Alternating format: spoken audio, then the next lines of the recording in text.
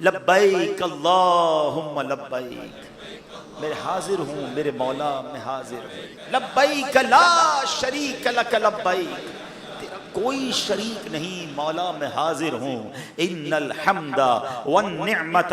لک والملک، اے اللہ نعمتیں بھی تیری، تعریفیں بھی تیری، ملک بھی تیرا، لبیک لا شریک لک، تیرا کوئی شریک نہیں، میں حاضر ہوں۔ یہ کمال کا وظیفہ ہے۔ اسکول جاتے ہیں، مدرسے جاتے ہیں، ہمیں ہمارا نام پکارا جاتا ہے، ہم کہتے ہیں لبیک، میں حاضر ہوں۔ سبحان اللہ، گویا بندہ احرام پہن کر اپنے رب کی بارگاہ میں یہ عرض کر رہا ہوتا ہے، مولا تیرا بندہ حاضر ہو گیا ہے۔ واللہ جب بھی یہ معنی سمجھ کر بندہ لبیک کہتا ہے، آنکھوں میں آنسو آ جاتے ہیں۔ تیرے گھر میں بیٹھے ہیں، ہم میں سے کئی ایسے ہیں جنہوں نے حج کے فارم نہیں جمع کرائے،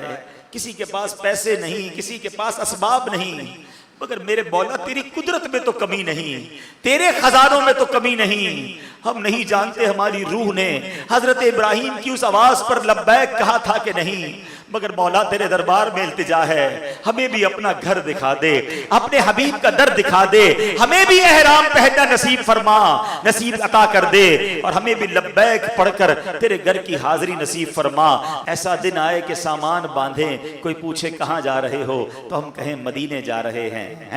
شکر خدا کہ آج گھڑی اس سفر کی ہے جس پر نثار جان فلاح ہو ظفر کی ہے، گرمی ہے، تپ ہے، درد ہے، کلفت سفر کی ہے، نہ شکر یہ تو دیکھ عظیمت کدھر کی ہے، ان کے تو فعل حج بھی خدا نے کرا دیے، اصل مراد حاضری اس پاک در کی ہے۔ اللہ کرے ہمیں بھی احرام پہننا نصیب ہو، طواف نصیب ہو، مینا کی راتیں نصیب ہو، مزدلفہ کی رات نصیب ہو، عرفات کا وقوف نصیب ہو۔ یقیناً ہم سب کا جی چاہتا ہے کہ ہم بھی حج کو جائیں، بڑا حج پہ آنے کو جی چاہتا ہے،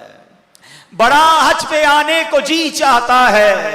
بلاوا اب آئے گا کب یا الہی، میں مکے میں آؤں، مدینے میں آؤں، بنا کوئی ایسا سبب یا الہی۔